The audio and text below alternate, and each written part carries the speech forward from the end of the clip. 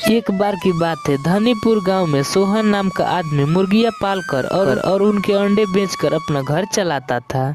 पूरा गांव सोहन से ही अंडे खरीदता था। एक दिन सोहन के दुकान पर एक आदमी आता है।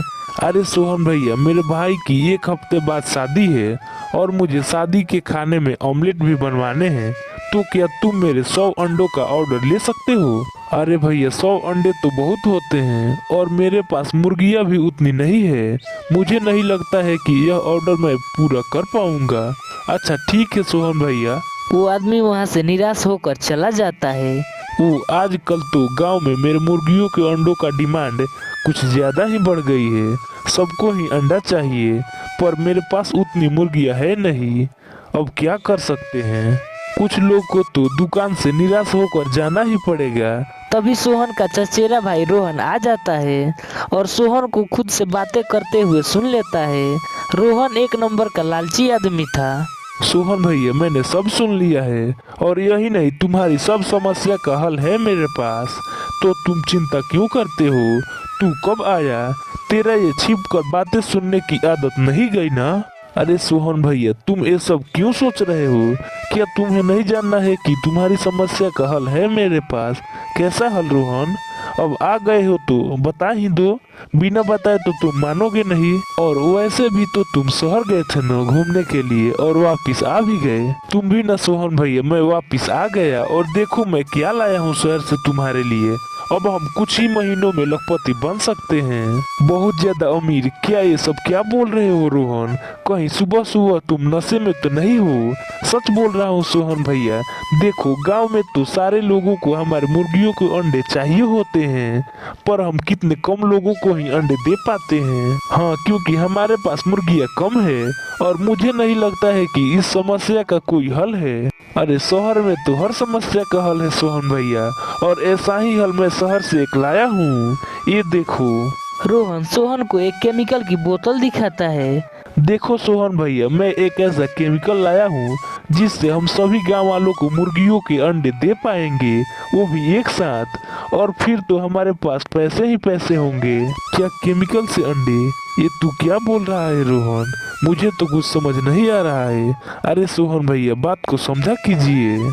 आप सब चिंता छोड़िए और एक काम कीजिए, इस केमिकल को मुर्गियों के खाने में मिलाकर दे दीजिए। उसके बाद ये मुर्गियाँ जितने अंडे रोज देती है उससे डबल अंडे देने लगेंगी। अब मैं समझ गया रोहन कि तू क्या कहना चाह रहा है। मुझे तो बिल्कुल नहीं लगा था कि आप मेरी बात सुनेंगे, लेकिन पैसे किसे नहीं चाहिए होते हैं। तो ये लीजिए सोहन भैया केमिकल, आज रात मुर्गियों के खाना में मिला देना। तुझे बिल्कुल सही लगा था पहले रोहन, मैं तेरी बात बिल्कुल नहीं मानूंगा। देख रोहन, मुझे अपने मुर्गियों से बहुत लगाव है और इस केमिकल से तो उनकी जान तक की खतरा हो सकता है। पता नहीं इसमें क्या क्या मिलाया गया होगा।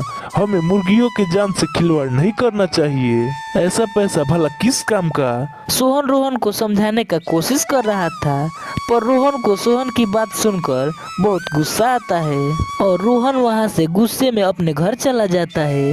अपने घर जाकर रोहन सोच में पड़ जाता है। ये सोहन तो ना खुद पैसे कमाएगा ना मुझे कमाने देगा। क्या करूं मैं इसका? नहीं नहीं, मैं इतने अच्छे मौके को बेकार नहीं जाने दूंगा। मैं उन मुर्गियों का फायदा उठा कर रहूंगा, भले मुझे प्यारे भाई को मारना ही क्यों न पड़े। आखिर कब तक मैं इस झोपड़ी में रहूंगा? मुझे पैसे कमाने हैं और शहर जाना है।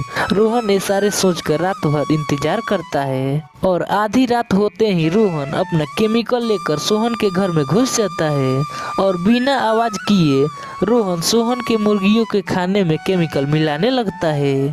ये लो मेरी प्यारी मुर्गियों, अपना खाना खाओ, इससे पहले तुम्हारा मालिक उठ जाए और यहाँ आ जाए। तुम इसे खा लो, वरना वो तुम्हें इसे खाने से रोक देगा और मेरा भारी नुकसान हो जाएगा। तभी वहाँ पर सोहन आ जाता है और रोहन को वहाँ मुर्गियों को खाना खिलाते देखकर गुस्से से चिल्लाता है। रोहन, ये तुम क्या कर रहे हो? मैंने तुम्हें मना किया था ना कि मुर्गियों को केमिकल वाला खाना नहीं खिलाना है। तुम्हारी हिम्मत कैसे हुई ये सब करने की? और सोहन गुस्से से रोहन को एक थप्पड़ मार देता है। थप्पड़ खाकर रोहन को गुस्सा आ जाता है और रोहन सोहन को जान से मार देता है। फिर रोहन उसके लाश को ठिकाने लगा देता है। अगले दिन सुबह सोहन के दुकान पर सोहन की जगह पर रोहन बैठा हुआ था। तभी एक आदमी वहाँ पर आता है। अरे रोहन भैया, ये क्या आज तुम यहाँ बैठे हो? सोहन कहाँ गया है? ऐसा है कि सोहन भैया कुछ समय के लिए शहर गए हैं, तब तक दुकान पर मैं ही रहूंगा।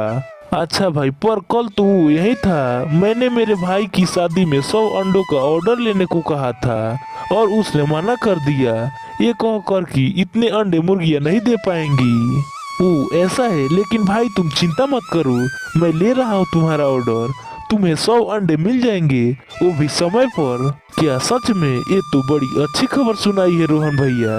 अभी जाकर मैं घर पर सुनाता हूँ। और ये लो, एडवांस पेमेंट रख लो।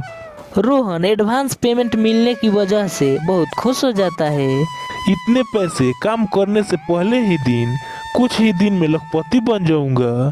पैसे रखकर रोहन मुर्गियों के पास जाता है और देखता है कि रात में मुर्गियों को केमिकल वाले खाने खिलाने की वजह से मुर्गियों ने सचमुच डबल अंडे दिए थे।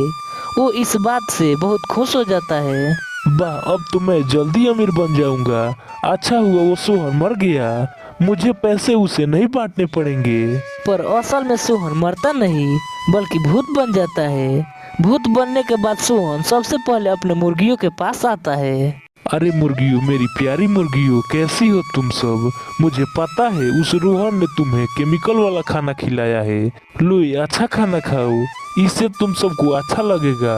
सोहन पास में रखा मुर्गियों के खाने को उठाता है और उसे मुर्गियों को खिलाने लगता है। मुर्गियाँ वो खाना खा लेती है। ऐसे ही कुछ दिनों तक चलता रहता है। जब रोहन आकर मुर्गियों को खाने में केमिकल मिला कर जाता है तो सोहन का भूत उस खाने को अच्छे खाने में बदल देता है। मुर्गियों को सिर्फ खाना ही खिलाता है। इस वजह से मुर्गियों ने डबल अंडे देना बंद कर दिया था। एक दिन रोहन को गुस्सा आ जाता है। आखिर ये क्या हो रहा है? मैं तो मुर्गियों के खाने में केमिकल डबल मिला रहा हूँ, पर ये कम अंडे क्यों दे रहे हैं? ऐसे कभी भी अमीर नहीं बन पाऊंगा और वो शादी का ऑर्डर भी पूरा करना है। एक काम करता हूँ, सारा केमिकल एक साथ डालकर इन्हें खिला देता हूँ, तो शायद मुझे सुबह तक 100 अंडे मिल जाएंगे। रोहन मुर्गियों के खाने में सारा केमिकल डाल देता है और वहीं बैठकर खिलाने लगता है।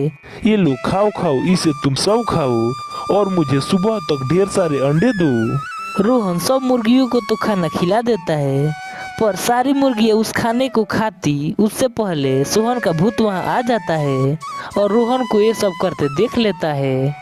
रुक जा रोहन के बच्चे, आज तो तूने सारी हदें पार कर दी, अब तेरी खैर नहीं। ये क्या सोहन, तू अब मेरा पीछा मरने के बाद भी नहीं छोड़ेगा? अभी भी तुझे मेरे तरक्की पर दिक्कत है? नहीं, जब तक तू मेरी मुर्गियों का पीछा नहीं छोड़ेगा तब तक मैं तेरा पीछा नहीं छोड़ूंगा। दूर हो जा मेरी मुर्गियों से। नहीं नहीं, बिल्कुल नहीं। इतने में जिन मुर्गियों ने रोहन का दिया हुआ दाना खा लिया था वो भूत के सामने तड़प तड़प कर मर जाती है। रोहन ने देखकर हैरान हो जाता है। उसे समझ ही नहीं आता है कि आखिर ये सब कैसे हो गया। भूत अपनी मरी हुई मुर्गियों को गले लगाकर रोने लगता है। अरे ये सब क्या हो गया? ये तो मर गई। अब मैं शादी का ऑर्डर कैसे पूरा करूंगा? शायद मुझे सारा केमिकल एक साथ नहीं डालना चाहिए था। कोई बात नहीं, एक काम करता हूँ, इनको पकाकर चिकन बिरयानी बना दूंगा और उस आदमी से कह दूंगा कि आमलेट की जगह अपने मेहमानों को चिकन बिरयानी खिला दे। भूत को ये सब सुनकर बहुत गुस्सा आता है और वो रोहन को मार देता है और फिर उसके शरीर में घुस जाता है। बस बहुत हो गया, अब से मैं इसके शरीर में घुस कर रहूंगा और अपने मुर्गियों को पालूंगा। भूत अपनी आधी मरी हुई मुर्गियों को जमीन में गाड़ देता है और अपने बाकी बची मुर्गियों को अच्छे से पालने लगता है।